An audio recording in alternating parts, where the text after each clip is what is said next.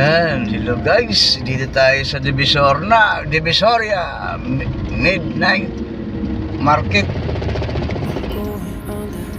Ayan, Midnight Market ito.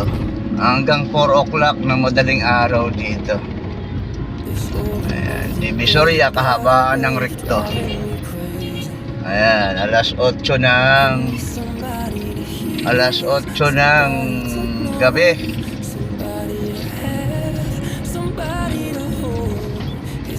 Ayan, araw ng Friday. Ganto na kaganda ang midnight market dito.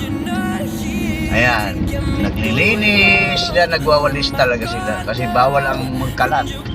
Suspendido ka rito pag magkalat at saka makakadaan ka na, hindi ka na talaga